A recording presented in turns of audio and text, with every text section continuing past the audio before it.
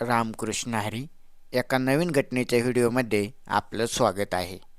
शरीर सुख माणसाची गरज असली तरी ते सर्वस्व नाही हे ओळखले पाहिजे. नेहमीच कामुकता म्हणजे एक प्रकारची विकृती आहे. ही विकृती माणसाने माणूसपण संपवते आणि विवेकशून्य पशु बनवते. हे पशु केवळ शरीर संबंधासाठी आसुसलेले असतात, पण अति तेथे माती झाल्याशिवाय राहत नाही.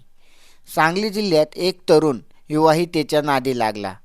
तिचे भरलेले शरीर भोगू लागला. नंतर वय वाढत गेले. त्याचे लग्न झाले. घरात पत्नी आली.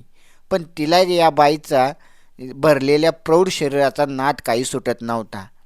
त्याने तिचे काही एकांतातील फोटोही काढून ठेवले होते. तिचे आता वय झाले होते. जवानी झाला तो खेळ बस झाला. आता हे थांबू, तुझेही लग्न झाले आहे, बायकोशी संसार कर, असे ती त्याला सांगू लागली. पण वासनेला पेटवलेल्या या तरुणाला तिचे बोलणे काही पटले नाही. त्याने तिला तिचे ते फोटो दाखवून ब्लॅकमेल करत भोगणे सुरूच ठेवले. अखेर तिने ही बाब आपल्या भावाला सांगितली आणि त्याच्या तडाख्यातून बहिणीची सुटका करून घेण्यासाठी भावाने 2 साथीदारांच्या मदतीने त्याचा आवाजच बंद केला. वासनेपायी त्याचा जीव गेला, तर त्याला मारणारे सुद्धा तुरुंगात गेले. हीच घटना आज आपण पाहणार आहोत. त्यापूर्वी तुम्ही चॅनलवर नवीन असाल तर चॅनलला सबस्क्राईब करायला विसरू नका. सांगली जिल्ह्यातील विटा हे शहर सुवर्णनगरी म्हणून ओळखले जाते.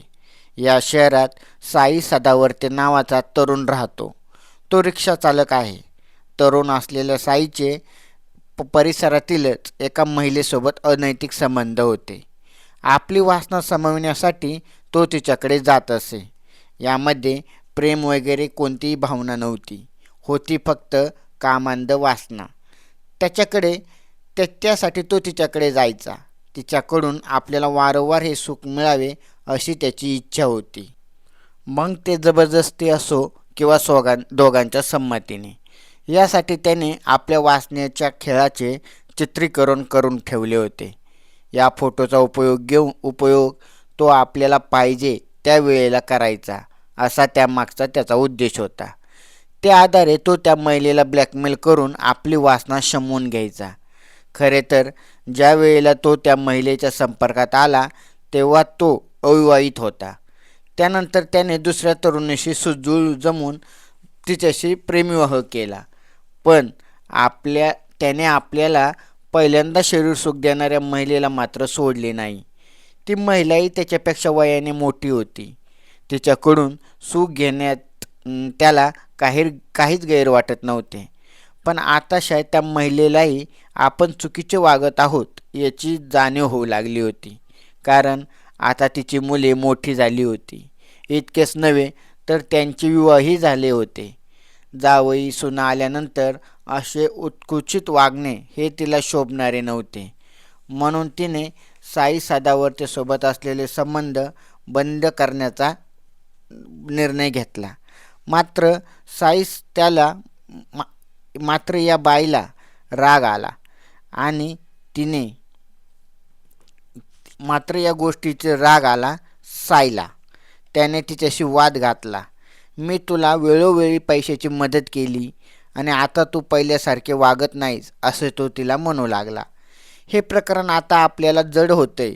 तारुण्याच्या भरात आपण नको ते करून बसलोय. आता हे आपल्याला झेपणार नाही असे तिला वाटू लागले आणि तिने सारा मामला आपल्या भाऊ आमिर फौजदार याला सांगितला. आमिर फौजदारनेही आपल्या बहिणीच्या पाठीशी राहण्याचे ठरवून त्याने साई सदावर्तेला गाठले. त्याला सारी बाब समजावून सांगितली. तू आता माझ्या बहिणीपासून दूर राहा. झालं गेले विसरून जा.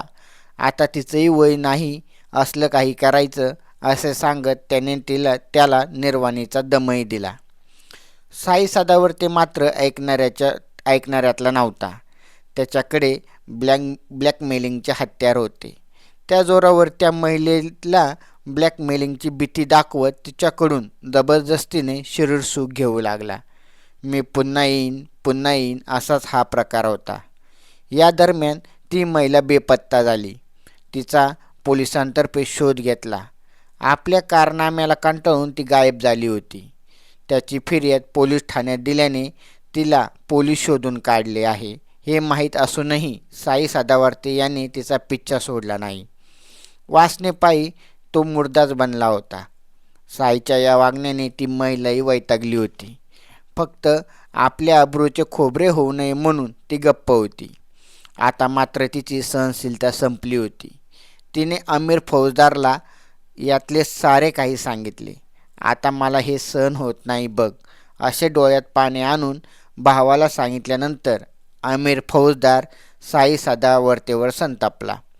याला चांगला धडा शिकवायला पाहिजे असे त्याने ठरवले. त्यानंतर त्याने कोयत्यासारखं धारदार हत्यारही आणून ठेवलं.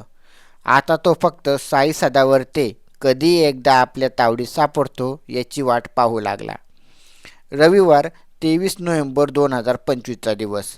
रात्रीचे 8:15 वाजले होते. साई सदावर्ते दिवसभर रिक्षा चालून घरी आला. त्याने आपल्या पत्नीकडे चहा मागितला. तो पिऊन झाल्यावर मी जेवायला बाहेर जातोय असे सांगून तो आपली स्कूटी घेऊन बाहेर पडला. त्यावेळी त्या महिलेचा भाऊ अमीर फौजदार हा त्याच्या पाळीवरच होता. त्याच्या समेत अन्य दोघे होते. त्या तिघांनी घरातून बाहेर पडलेल्या साई सदावर्ते याला वाटेतच गाठले. तो तावडीत सापडताच साई फौजदारने धारदार कोयत्याने त्याच्यावर साईच्या डोक्यावर वार घातले. साई जीवांच्या आकांताने ओरडत होता.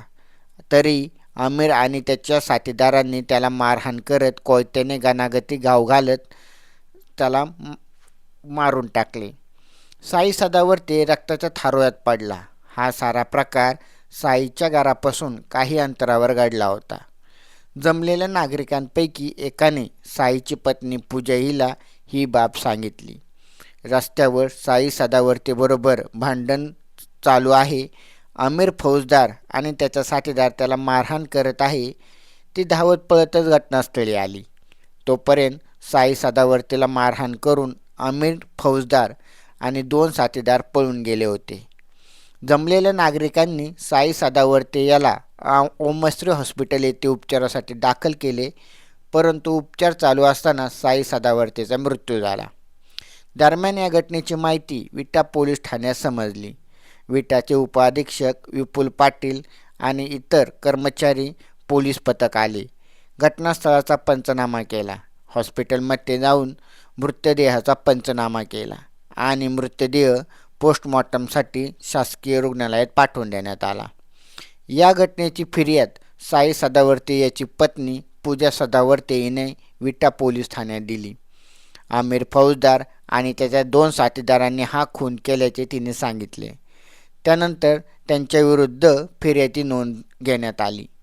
विट्याचे स्थानिक जे पोलीस अंमलदार होते त्यांनी आमिरचा पाठलाग करून त्याला पकडले आणि आमिरकडे चौकशी केली असता सदर गुन्ह्यात त्याने साथीदार रौनक उर्फ सूरज याच्या मदतीने एका बालकाची असल्याचे सांगितले. विटा पोलीसचे संशयित आरोपी आमिर फौजदार, रौनक आणि सूरज जेडगे यांना ताब्यात घेण्यात आले आणि त्यांना पण ते बालक असल्याने त्यांना बालसुधारगृहात ठेवण्यात आले. तर आमिर फौजदार आणि रौनक राजपूत यांना न्यायालयात उभे करून न्यायाधीशांनी त्यांना 5 दिवसाची पोलीस कोठडी दिली. साई सदावर्तेचा खून प्रकरणात सांगली गुन्हे शाखेचे जे पोलीस अधीक्षक आहेत संदीप शिंदे यांनी जी पावले उचलली आणि काही तासातच आरोपीला जेरबंद केले. साई सदावर्ते याने आमिरच्या बहिणीसोबत अनैतिक संबंध ठेवले, तिला पैसा अडका दिला, मदतही केली. इतकेच नव्हे तर त्याने आपल्या संबंधाचे फोटोही शारीरिक संबंधाचे फोटोसुद्धा काढून ठेवले. ते फोटो ब्लॅकमेलिंगसाठी त्याने वापरले. आपल्या वासनापूर्तीसाठी तो तिला शरीर संबंधासाठी भाग पाडत होता. याचा परिणाम व्हायचा तोच झाला. आत्ती झाली की माती होते तसेच या ठिकाणी झाले. साई सदावर्तेचा खून झाला. त्याच्या दुष्कृत्यामुळे मात्र या कुटुंबाला त्रास भोगावा लागत आहे. या प्रकरणाचा पुढील तपास बाकीचे कर्मचारी आणि पोलीस अधीक्षक यांच्या मार्गदर्शनाखाली चालू आहे. तर कशा प्रकारे त्यांनी एका कुटुंबाचा एका दोन कुटुंबाचा यांच्या मागे जो अंत झाला आणि जो वाईट शेवट झाला हे आपण या घटनेच्या माध्यमातून पाहिले.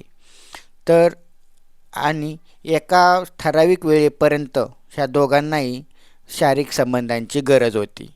पण त्यानंतर अति तेथे माती याप्रमाणे एखाद्या गोष्टीची जर माणसाला सवय लागली तर त्याचा परिणाम किती भयंकर होऊ शकतो हे या घटनेत आपण पाहिले. तर ह्या अशा प्रकारच्या घटना ऐकण्यासाठी आजच आपल्या चॅनलला फॉलो करायला, सबस्क्राईब करायला विसरू नका. रामकृष्ण हरी.